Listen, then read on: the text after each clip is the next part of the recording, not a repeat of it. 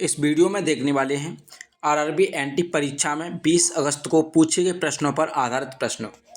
ये सभी क्वेश्चन आपकी आने वाली सभी परीक्षाओं के लिए बहुत ही महत्वपूर्ण होने वाले हैं, तो वीडियो को अंत तक जरूर देखिएगा और वीडियो पसंद आए तो वीडियो को लाइक एंड शेयर करके हमारे चैनल को सब्सक्राइब जरूर करिएगा।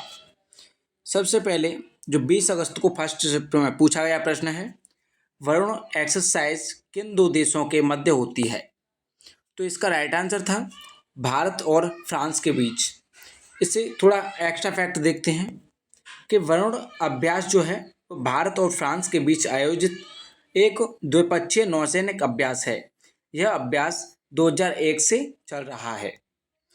अगला एक्स्ट्रा फैक्ट देखते हैं, 2025 में इसका 23वां संस्करण 19 से 22 मार्च 2025 तक अरब सागर में आयोजित किया गया है।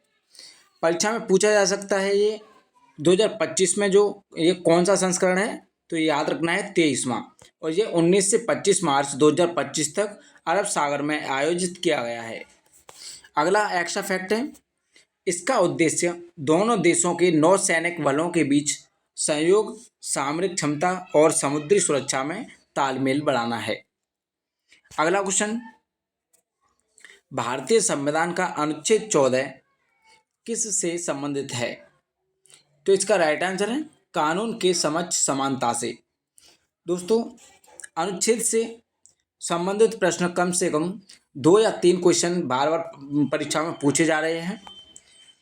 एक्स्ट्रा फैक्ट देखते हैं, कोई भी राज्य भारत के क्षेत्र में किसी भी व्यक्ति को कानून के समक्ष समानता और कानून के समान संरक्षण से वंचित नहीं करेगा।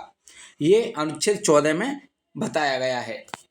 अगला क्वेश्चन, ASCII फुल फॉर्म क्या होता है? जो ASCII है उसका जो फुल फॉर्म है क्या होता है और इसका मुख्य कार्य क्या है? तो इसका फुल फॉर्म होता है American standard code for information interchange. ये ASCII का फुल फॉर्म होता है, याद रखिएगा। और इसका उद्देश्य देखते हैं, उद्देश्य क्या था? तो यह एक कैरेक्टर एनकोडिंग स्कीम है जिसे 1960 के दशक में विकसित किया गया था। इसका मुख्य कार्य जो था वह था अक्षरों, अंकों, विराम चिन्हों और विशेष प्रतीकों को संख्यात्मक कोड में बदलना। इस जो एक्स्ट्रा फैक्ट कराए जा रहे हैं इनको अच्छे से याद रखिएगा, ये आने वाली NTPC की परीक्षाओं में पूछे जा सकते हैं। दोस्तों, अगला क्वेश्चन, रेरा एक्ट किस वर्ष लागू किया गया था? तो इसका राइट आंसर है 1 मई 2017 को। जो रेरा एक्ट है ये 1 मई 2017 को लागू किया गया था। एक्स्ट्रा फैक्ट देख लेते हैं इसमें, रेरा का फुल फॉर्म क्या होता है? तो रेरा का फुल फॉर्म होता है real estate regulation and development act. ये इसका फुल फॉर्म होता है। यह कानून भारत में 2016 में पारित किया गया था और 1 मई 2017 से लागू हुआ है। इसे याद रखिएगा, परीक्षा में पूछा जा सकता है कि जो रेरा एक्ट है ये कब से लागू हुआ था? तो ये लागू हुआ है 1 मई 2017 से। इसका मुख्य उद्देश्य क्या था? तो मुख्य उद्देश्य था रियल एस्टेट सेक्टर में पारदर्शिता लाना, होम बायर्स के हितों की रक्षा करना और बिल्डर्स को जवाबदेह बनाना। अगला क्वेश्चन, भारतीय संविधान की 5वीं अनुसूची में क्या प्रावधान है? तो इसका सही उत्तर है अनुसूचित जनजातीय क्षेत्रों का प्रशासन और नियंत्रण। जो भारत की 5वीं अनुसूची है उसमें अनुसूचित जनजातीय क्षेत्रों का प्रशासन और नियंत्रण दिया गया है। एक्स्ट्रा फैक्ट देख लेते हैं इसमें, भारतीय संविधान की 5वीं अनुसूची में अनुसूचित जनजातियों क्षेत्रों और अनुसूचित जनजातियों के प्रशासन और नियंत्रण से संबंधित प्रावधान दिए गए हैं। इसका मुख्य उद्देश्य जनजातीय समुदायों की सांस्कृतिक पहचान और परंपराओं की रक्षा करना है। अगला क्वेश्चन, भारतीय संविधान के अनुच्छेद 244 क्लॉज 2 में और 6ठी अनुसूची किन राज्यों के लिए विशेष प्रावधान प्रदान करती है? जो अनुच्छेद 244 क्लॉज 2 है और 6ठी अनुसूची है, ये किन राज्यों के लिए विशेष प्रावधान प्रदान करती है? तो ये राज्य हैं मिजोरम, त्रिपुरा, असम और मेघालय। इन राज्यों के लिए ये विशेष प्रावधान प्रदान करती है। याद रखिएगा। एक्स्ट्रा फैक्ट देख लेते हैं। जो भारतीय संविधान की 6ठी अनुसूची में पूर्वोत्तर भारत के कुछ राज्यों में स्वायत्त जिला परिषदों के गठन का प्रावधान है। यह प्रावधान विशेष रूप से असम, मेघालय, त्रिपुरा और मिजोरम राज्यों के लिए बनाया गया है। अगला क्वेश्चन, अरब सागर और पश्चिमी घाट के बीच कौन सा मैदान स्थित है? तो इसका राइट आंसर है जो अरब सागर है और पश्चिमी घाट के बीच में कौन सा मैदान है? यह पश्चिमी तटीय मैदान स्थित है। याद रखिएगा। अगला क्वेश्चन, भारतीय दंड संहिता की धारा 498A किससे संबंधित है? तो ये संबंधित है पति या उसके रिश्तेदारों द्वारा महिला के साथ क्रूरता करने से। जैसे कोई भी पति अपनी पत्नी को अगर परेशान करता है या क्रूरता करता है तो उससे संबंधित कौन सा जो है अनुच्छेद है, यह है 498A। अगला क्वेश्चन, यह है भारतीय दंड संहिता की धारा है, ये 498A। याद रखिएगा। अगला क्वेश्चन, इसमें एक्स्ट्रा फैक्ट है।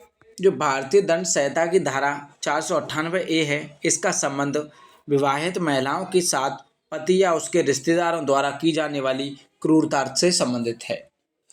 अगला क्वेश्चन है, यह धारा, इसमें अगला फैक्ट देख लेते हैं। यह धारा 1983 में भारतीय दंड संहिता में जोड़ी गई थी ताकि दहेज प्रथा और घरेलू हिंसा को रोका जा सके। अगला क्वेश्चन पूछा गया था, राज्यपाल को शपथ कौन दिलाता है? तो इसका राइट आंसर है उच्च न्यायालय के मुख्य न्यायाधीश। जो राज्यपाल को शपथ दिलाते हैं वो होते हैं उच्च न्यायालय के मुख्य न्यायाधीश। इसमें एक्स्ट्रा फैक्ट देख लेते हैं जो परीक्षा में आ सकते हैं कि भारतीय संविधान के अनुसार अनुच्छेद 159 के तहत राज्यपाल को शपथ या प्रतिज्ञा राज्य के उच्च न्यायालय के मुख्य न्यायाधीश दिलाते हैं। उच्च न्यायालय का मुख्य न्यायाधीश उपलब्ध न हो तो शपथ कौन दिलाएगा? तो शपथ उच्च न्यायालय के वरिष्ठतम न्यायाधीश द्वारा दिलाई जाएगी। जैसे जो राज्यपाल होते हैं, जो उच्च न्यायालय के मुख्य न्यायाधीश होते हैं, अगर वो न हो, वो उपलब्ध न हो तो उन्हें शपथ कौन दिलाएगा? जो उच्च न्यायालय के वरिष्ठतम अधिकारी जो होंगे वो दिलाएंगे। अगला क्वेश्चन पूछा गया था, 3 मार्च 2025 को कौन सा दिवस मनाया गया था और उसकी थीम क्या थी? तो इसका राइट आंसर है दिवस मनाया गया था विश्व वन्य जीव दिवस। ये 3 मार्च 2025 को मनाया गया था। और इसकी क्या थीम थी? तो इसकी थीम थी wild life conservation, finance, investing in people and planet. ये इसकी थीम थी। याद रखिएगा। अगला क्वेश्चन पूछा गया था, विश्व सतत विकास शिखर सम्मेलन 2025 का आयोजन किसने किया था? तो इसका सही उत्तर है ये किया था ऊर्जा और संसाधन संस्थान द्वारा। ये जो विश्व सतत विकास शिखर सम्मेलन है ये किसके द्वारा आयोजन किया गया था? ऊर्जा और संसाधन संस्थान द्वारा। अगला क्वेश्चन, काकतीय वंश के पतन के बाद किस सल्तनतकालीन शासक ने हरियर और बुक्का को बंदी बनाया था? तो ये बनाया था सुल्तान मोहम्मद बिन तुगलक ने। इसमें एक्स्ट्रा फैक्ट है, काकतीय वंश का पतन 1323 ईस्वी में हुआ, जबकि दिल्ली सल्तनत के सुल्तान मोहम्मद बिन तुगलक के वारंगल पर विजय प्राप्त की। अगला क्वेश्चन पूछा गया था, 2011 की जनगणना के अनुसार किस राज्य की नगरीय जनसंख्या सबसे अधिक है? तो इसका सही उत्तर है गोवा और राज्य की। अगला क्वेश्चन, इसमें थोड़े अगले फैक्ट देख लेते हैं कि अगर प्रतिशत पूछा जाए तो प्रतिशत के अनुसार 62.18% थी। इसमें सबसे अधिक नगरीय जनसंख्या वाला राज्य महाराष्ट्र था, जिसकी नगरीय जनसंख्या लगभग 5,08,00,000 थी। अगला क्वेश्चन पूछा गया था आपका, एशिया की सबसे लंबी सुरंग कौन सी है?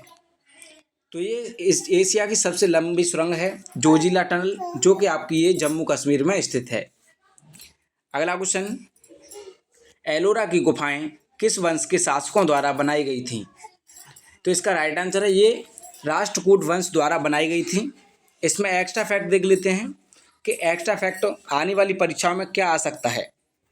तो एक्स्ट्रा फैक्ट हैं जो एलोरा की गुफाएं हैं ये महाराष्ट्र के औरंगाबाद जिले में स्थित हैं।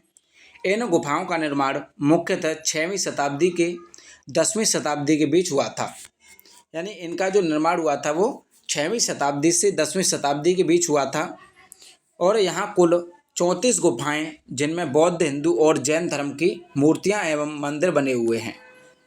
ये क्वेश्चन बहुत ही इम्पोर्टेंट क्वेश्चन है दोस्तों, परीक्षा में बार बार पूछा जाता है कि एलोरा की गुफाओं से संबंधित जितने भी फैक्ट हों उन सभी को याद कर लीजिएगा। अगला क्वेश्चन पूछा गया था, आर्मेनिया की किस देश के साथ संधि हुई थी? तो इसका राइट आंसर है ये हुई थी संयुक्त राज्य अमेरिका के साथ। एक्स्ट्रा फैक्ट है इसमें, यह चार्टर आर्मेनिया और संयुक्त राज्य अमेरिका के बीच हुआ, ये एक औपचारिक समझौता था।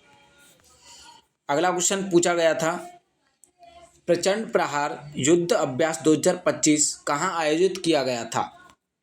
तो ये आयोजित किया गया था अरुणाचल प्रदेश में। याद रखिएगा, यह जो अभ्यास है ये 25 से 27 मार्च 2025 तक आयोजित किया गया था और इसमें भारतीय सेना, वायुसेना और नौसेना ने भाग लिया था।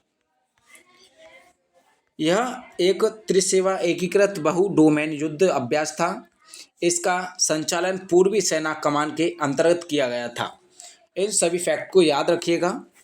अगला क्वेश्चन जो पूछा गया था 20 अगस्त को, ये पूछा गया था, पेनिनसुला पठार में कौन सी नदियां बहती हैं? तो इसका सही उत्तर था, इसमें बहती हैं महानदी, गोदावरी, कृष्णा, कावेरी, नर्मदा और ताप्ती नदी। ये जो नदियां हैं ये सभी पेनिनसुला पठार में बहती हैं। अगला क्वेश्चन, कर्जन द्वारा विश्वविद्यालय अधिनियम कब लाया गया था? तो ये लाया गया था 1904 ईस्वी में। ये कर्जन द्वारा विश्वविद्यालय अधिनियम 1904 में लाया गया था, जिसका उद्देश्य शिक्षा प्रणाली पर ब्रिटिश सरकार का नियंत्रण बढ़ाना था। अगला क्वेश्चन पूछा गया था, हाल ही में विश्व बैंक ने किस राज्य को 2424 करोड़ ऋण स्वास्थ्य के क्षेत्र के लिए प्रदान किया है? तो ये किया है केरल सरकार ने। याद रखिएगा। और इसमें एक्स्ट्रा फैक्ट देखते हैं, हाल ही में केंद्र सरकार ने Kerala health system improvement programme को मंजूरी दी है, जिसे स्वास्थ्य क्षेत्र में सुधार हेतु विश्व बैंक से लगभग 2424.28 करोड़ के ऋण के माध्यम से वित्त पोषित किया जाएगा। अगला क्वेश्चन पूछा गया था, 1991 के एलपीजी आर्थिक सुधारों में किस चीज़ को समाप्त कर दिया गया था? तो इसका सही उत्तर है औद्योगिक लाइसेंस प्रणाली को। अगला क्वेश्चन, 1991 की एलपीजी आर्थिक सुधारों के तहत, ये इसमें एक्स्ट्रा फैक्ट हैं आगे कि 1991 की एलपीजी आर्थिक सुधारों के तहत औद्योगिक लाइसेंस प्रणाली को बड़े पैमाने पर समाप्त कर दिया गया था। इसे लाइसेंस राज भी कहा जाता है, जिसमें औद्योगिक की स्थापना और विस्तार के लिए सरकार से अनुमति लेना आवश्यक था। अगला क्वेश्चन, शेरशाह सूरी के शासनकाल में गांव के नेता को क्या कहा जाता था? जब शेरशाह सूरी के शासनकाल था उस समय गांव के नेता को क्या कहा जाता था? तो ये कहते थे मुकदम, उसे मुकदम कहा जाता था। एक्स्ट्रा फैक्ट देख लेते हैं इसमें, मुकदम ग्राम स्तर पर प्रशासन और कानून व्यवस्था के लिए जिम्मेदार होता था और शेरशाह सूरी के शासनकाल में गांव के नेता को मुकद्दम कहा जाता था। इसे याद रखिएगा, आने वाली परीक्षा में पूछा जा सकता है। अगला क्वेश्चन पूछा गया था, सरकारिया आयोग किस से संबंधित था? तो इसका राइट आंसर है केंद्र राज्य से। जो सरकारिया आयोग था ये केंद्र राज्य से संबंधित था। अगला क्वेश्चन, दक्षिण अमेरिका में कौन सी पर्वत श्रृंखला पाई जाती है? तो इसमें दक्षिण अमेरिका में पाई जाती है एंडीज पर्वत श्रृंखला। याद रखिएगा। अगला क्वेश्चन, अचार को सुरक्षित रखने के लिए किसका उपयोग किया जाता है? तो ये आपका किया जाता है सिरके का। खासकर आपने देखा होगा कि गांव में भी जब अचार डालते हैं तो सिरका मंगाया जाता है, तो उसी सिरके का इसमें जो उपयोग किया जाता है, इससे अचार सुरक्षित रहता है। अगला क्वेश्चन, 1947 में भारत के विभाजन का मुख्य कारण क्या था? तो 1947 में भारत के विभाजन का मुख्य कारण था धार्मिक विभाजन और सांप्रदायिकता। अगला क्वेश्चन, हरभजन सिंह किस राजनीतिक पार्टी से संबंधित हैं? तो इसका सही उत्तर है, ये संबंधित हैं आम आदमी पार्टी से। दोस्तों, वीडियो पसंद आई हो तो वीडियो को लाइक एंड शेयर करके हमारे चैनल को सब्सक्राइब जरूर करिएगा, जिससे अगली वीडियो का नोटिफिकेशन आपके पास सबसे पहले पहुंच सके।